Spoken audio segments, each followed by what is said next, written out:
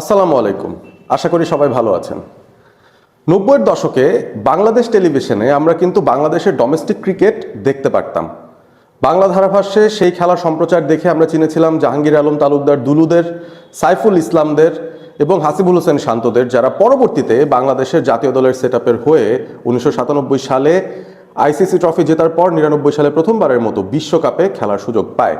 Pace বোলারদের যেই কোয়ালিটিটা ছিল সেই সময়, বাংলাদেশ এই কোয়ালিটিতে বিশ্বমানের জায়গা থেকে অনেকটাই পেছনের দিকে ছিল। সময়ে সময়ে আমরা বেশ কিছু তারকা পেস বোলার পেয়েছি, যার মধ্যে অন্যতম অবশ্যই মাশরাফি বিন মুর্তজা, যাকে বাংলাদেশের প্রথম তারকা ফাস্ট বোলার বলা হয়, এবং তারপর তাপস বৈশ্য থেকে শুরু করে তালহা জুবায়ের থেকে শুরু করে আরও বেশ কিছু পেস বোলার ২০০০ সালের শুরু থেকে মাঝামাঝি পর্যন্ত সময়টায় বাংলাদেশকে সার্ভিস দিয়েছেন। এবং সেই মাশরাফি বিন মুর্তজা, সৈয়দ রাসেলদের পর নেক্সট যে ব্যাচটা এসেছিল তাদের মধ্যে আমরা শফিউলকে দেখেছি, আলামিনকে দেখেছি, শহীদুলকে দেখেছি, এবং বাংলাদেশ একটু একটু করে দেখাচ্ছিল যে তাদের পেস বোলিং ব্যাটারিতে যে সকল পেসাররা আছেন তারা আন্তর্জাতিক মানসম্মত বোলিংটা করতে পারেন, এবং সেই জায়গায় সেই পারফরমেন্সও দিয়েছেন।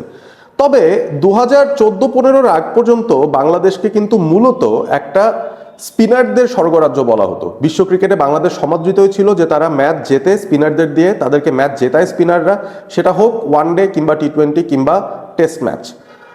২০১৪ সালে তাসকিন আহমেদ যখন এসেছিলেন ইন্টারন্যাশনাল ক্রিকেটে প্রথম ওডিআই ম্যাচে ডেবিউতেই ৫ উইকেট যখন তুলেছেন, তখন আমরা খুঁজে পেলাম আরও এক গতি তারকাকে।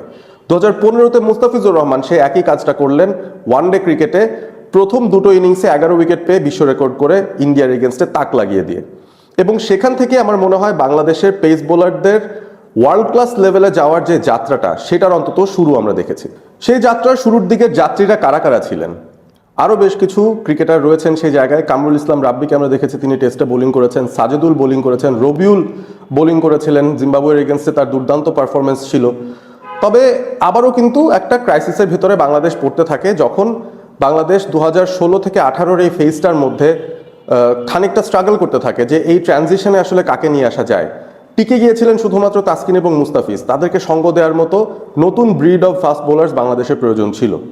এবং সেই জায়গাটাতে আস্তে আস্তে করে সাইফুদ্দিনরা ঢুকেছেন, এসে আস্তে আস্তে করে এবাদত হোসেনরা ঢুকেছেন, খালেদ আহমেদরা ঢুকেছেন, এবং বাংলাদেশের পেস ব্যাটারিটা আরও একটু করে সমৃদ্ধ হওয়া শুরু করেছে। এই জায়গাটা একটা ব্যাপার মেনশন করতেই হবে, বাংলাদেশ ক্রিকেট বোর্ড তারা বেশ কিছু high quality fast bowling coach Bangladesh national টিমের সঙ্গে নিয়োগ দিয়েছিলেন।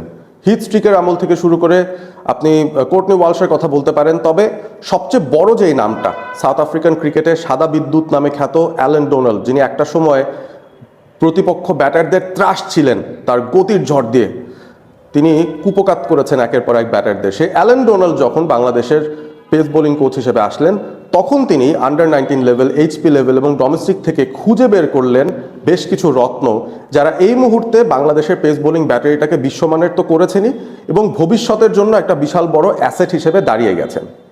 আজকের এই ভিডিওটায় মূলত বাংলাদেশে এই মুহূর্তে যে 10 জন প্রিমিয়াম ফাস্ট বোলার আছেন, যাদেরকে আপনি চাইলেই যে কোনো ফরম্যাটে খেলাতে পারেন, এই 10 জনকে নিয়ে কথা বলবো।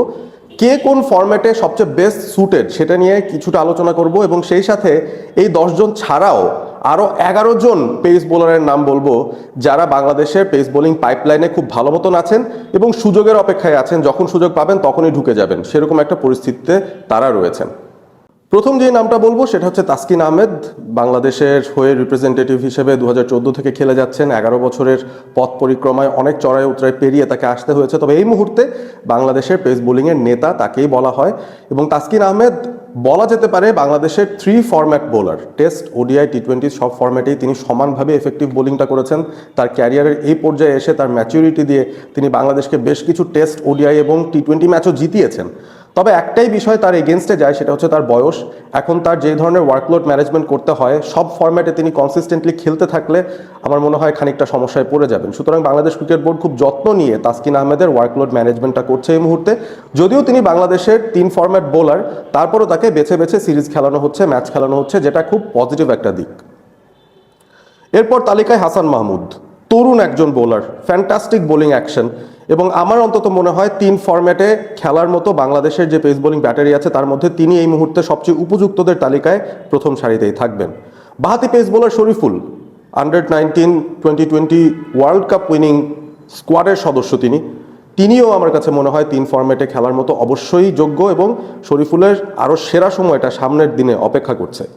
আরও একজন বোলারকে যাকে আমি 3 ফরম্যাটে কনসিডার করতে চাই তিনি হচ্ছেন তানজিম হাসান সাকিব। ব্যাট হাতেও বেশ ভালো পারফর্ম করেন এবং পেস বোলিং অলরাউন্ডার ক্যাটাগরিতে উন্নতি করার একটা সুযোগ তার রয়েছে। তবে শুধুমাত্র বোলিংটা দিয়েই তিনি ইতিমধ্যেই 3 ফরম্যাটে তাক লাগিয়ে দিয়েছেন। টেস্ট ক্রিকেট যদিও খেলেছেন মাত্র একটা ম্যাচ, তারপরও আমার কাছে মনে হয় ভবিষ্যতে তানজিম সাকিব 3 ফরম্যাটে বাংলাদেশকে বেশ ভালোভাবেই সার্ভিস দিতে পারবেন। এরপর আসি এবাদত হোসেন, যাকে আমি ধরে নিয়েছি টেস্ট এবং ওডিআই এর জন্য সুটেবল। তবে টি-20তে আমার মনে হয় এই মুহূর্তে যেই লাইন আপটা রয়েছে সেখানে হয়তো তিনি সুযোগ কম পেতে পারেন। এবাদতের সুবিধা সেটা হচ্ছে তার স্ট্যামিনা। এবাদত হোসেন যেই ব্যাকগ্রাউন্ড থেকে এসেছেন, মিলিটারি ব্যাকগ্রাউন্ড, সেটার কারণে তার স্ট্যামিনাটা দারুণ। ইনজুরিতে পড়লেও সেখান থেকে খুব জলদি রিকভার করতে পারেন এবং লম্বা স্পেলে বল করতে পারেন। এবাদতকে টেস্টে বাংলাদেশের খুব বেশি প্রয়োজন এবং সে কারণেই আমার মনে হয় তাকে টেস্টের জন্য প্রস্তুত রাখা দরকার। 10 ওভারের যেই বোলিংটা করতে হয় ওডিআইতে, সেখানেও আমার মনে হয় খুব এফেক্টিভ বোলার হতে পারেন এবাদত, কারণ নতুন বল পুরনো বল দুই জায়গাতেই তার এফেক্টিভনেসটা আমরা দেখি। সুতরাং এবাদতকে আমি ধরে নিতে পারি 2 ফরম্যাট বোলার, যিনি এই মুহূর্তে হয়তো ওডিআই এবং টেস্টের জন্য বেশি প্রযোজ্য। সাইফুদ্দিন চলে যান ফিরে আসেন এরকম একটা অবস্থা তার। তবে এখনো পর্যন্ত আমার মনে হয় লিস্ট এ ক্রিকেট বা ওডিআই ক্রিকেট এবং সেই সাথে টি-20 ক্রিকেট, এই দুটো ফরম্যাটের জন্য সবচেয়ে বেশি সুটেড একজন ক্রিকেটার। সাইফুদ্দিনকে আমি এই জন্য কনসিডারেশনে রেখেছি ওডিআই এবং টি-20-র জন্য। টেস্টে আমার মনে হয় তাকে আর টেস্ট করানোর প্রয়োজন নেই। খালেদ আহমেদ আরও একজন পেসার, বয়স তার 30-এর উপরে হয়ে গেছে যদিও, এবং আমার কাছে মনে হয় যে খুব রাতারাতি উন্নতি করেছেন। গত 2-3 বছর ধরে খালেদ আহমেদের বোলিংয়ের উন্নতিটা আমাদের চোখে পড়েছে এবং শুধুমাত্র তাকে টেস্ট স্পেশালিস্ট তকমা দেওয়া হতো। তবে এই মুহূর্তে তিনি টি-20তেও বেশ ভালো করছেন। ডোমেস্টিক সার্কিটে খুব ভালো পারফর্ম করেছেন। জিএসএলে এবার রংপুর রাইডার্সের হয়ে গিয়ে তিনি সেখানেও ভালো পারফর্ম করে এসেছেন। অর্থাৎ তাকে দুটো ফরম্যাটে অন্তত কনসিডার করতে পারে বিসিবি, টেস্ট এবং টি-20। ওডিআইতে আমার মনে হয় তাকে বিশ্রাম দেওয়া যেতে পারে, যেহেতু তিনি এইজেড হয়ে গেছেন। তার বয়সটা এমন একটা জায়গায় আছে, তাকে আসলে ওয়ার্কলোড ম্যানেজ করিয়ে নিতে হবে, না হলে তিনিও হয়তো হতে পারতেন বাংলাদেশের 3 format bowler. Mustafizur Rahman obvious choice, one day এবং টি-20। টেস্ট খেলা ছেড়েই দিয়েছেন 2018-এর পর থেকে এবং মুস্তাফিজ মনে হয় ইচ্ছা পোষণ করছেন না টেস্ট খেলার। তার ফিজিক, তার বডি স্ট্রাকচার, তার বোলিং স্টাইল সবকিছু আসলে হোয়াইট বল ক্রিকেটের জন্য বেশি সুটেড। সো সেখানে কোনো সন্দেহ থাকার কথা নয়, দুটো ফরম্যাটে মুস্তাফিজুর রহমান অপরিহার্য সদস্য বাংলাদেশের এই পেস ইউনিটে। নাহিদ রানা, যার গতি বাকিদের সবার চাইতে অনেক বেশি। নাহিদ রানা বাংলাদেশের প্রথম বোলার যিনি 150+ কিলোমিটার গতিতে বল করেছেন এবং তার এই গতিতে বিভ্রান্ত হয়ে একের পর এক ব্যাটাররা কিন্তু বিদায় নিয়েছেন। টেস্ট ক্রিকেটে ইতিমধ্যেই তার দুর্দান্ত পারফরমেন্স তিনি দেখিয়ে ফেলেছেন। ওয়ানডে এবং টি-20তে খানিকটা স্ট্রাগল করছেন। ডোমেস্টিক সার্কিটে টি-20তে তাকে অন অ্যান্ড অফ আমরা দেখি। তবে আমার কাছে এই মুহূর্তে মনে হচ্ছে নাহিদ রানার যেই ধরনের বোলিং স্টাইল, যে ধরনের বোলিংটা তিনি করতে পছন্দ করেন, ইনজুরি প্রোন একজন ক্রিকেটার, এত কম বয়সে তারও কিন্তু ওয়ার্কলোড ম্যানেজ করা দরকার। পৃথিবীর বড় বড় ক্রিকেট বিশেষজ্ঞরা কিন্তু বলেছে নাহিদ রানাকে খুবই যত্ন সহকারে বাংলাদেশকে ট্রিট করতে হবে এবং সেই যত্ন সহকারে ট্রিট করতে গেলে এই মুহূর্তে আমার কাছে মনে হয় টেস্ট ক্রিকেটে নাহিদ রানাকে ব্যবহার করা যেতে পারে এবং সেই সাথে টি-20তেও তাকে ব্যবহার করা যেতে পারে। মেবি ওডিআই সেই ফরম্যাটটায় তাকে স্কিপ করানো যায়। এবং এরপর আবু হায়দার রনি, খানিকটা আমার নিজস্ব চয়েস বলা যায়। আবু হায়দার রনি 2016তেই বাংলাদেশের হয়ে ডেবিউ পেয়েছিলেন, টি-20 ফরম্যাটটাই খেলতে পছন্দ করেন। সুতরাং এখনও তার জন্য কিন্তু সুযোগটা হয়তো খোলা রয়েছে। সামনে এনসিএল আছে, টি-20 ফরম্যাট, বিপিএল আছে, সেখানেও তিনি সাধারণত ভালোই পারফর্ম করেন এবং তিনি যদি পারফর্ম করে যেতে থাকেন আমার মনে হয় পাইপলাইনে খুব ইম্পর্টেন্ট একটা কম্পোনেন্ট তিনি হয়ে যান। টি-20 ক্রিকেটে একজন বাহাতি পেস বোলার যিনি ব্যাটিং করতে পারেন, এরকম কোনো অপশন বাংলাদেশের যখন প্রয়োজন হবে সেই জায়গাটায় আমার মনে হয় আবু হায়দার রনি ফুলফিল করে দিতে পারবেন। তবে এই যে 10 জনের নাম বললাম, এই 10 জনের নামগুলো দেখে আপনার মনে হচ্ছে যে বিশাল বড় পাইপলাইন কিন্তু আরও অনেক বড়।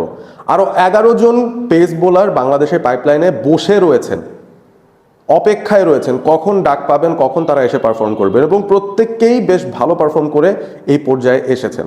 সেই 11 জনের নাম একে একে মেনশন করতে চাই। আপনারা নিজেরাই বলবেন কাদেরকে পছন্দ আপনাদের এই তালিকা থেকে এবং কাদেরকে মনে হয় পরবর্তীতে ব্রেক থ্রু করতে পারবেন বাংলাদেশের টপ 10 পেসারদের সঙ্গে। তালিকাটা অনেক বড়।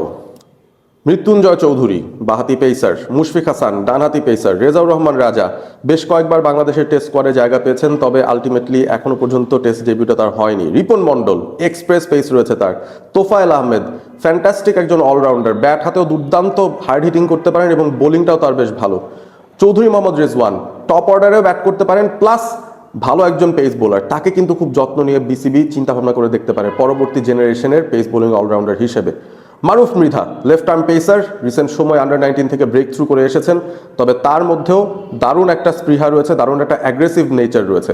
আসাদুজ্জামান পায়েল খানিকটা এক্সপিরিয়েন্সড, মিড টু লেট 20s-এ রয়েছেন এই মুহূর্তে, তবে তিনি কিন্তু ডোমেস্টিক সার্কিটে বেশ ভালো পারফর্ম করে আসছেন কনসিস্টেন্টলি গত 2 বছর ধরে, এবং শর্টার ফরম্যাটে তাকে নিয়ে হয়তো চিন্তাভাবনা করা যেতে পারে ওডিআই কিংবা টি20 ইন্টারন্যাশনালসের জন্য। আনামুল হক বাংলাদেশের এই মুহূর্তে ডোমেস্টিক সার্কিটে স্পেশালিস্ট লঙ্গার ভার্সন বোলার।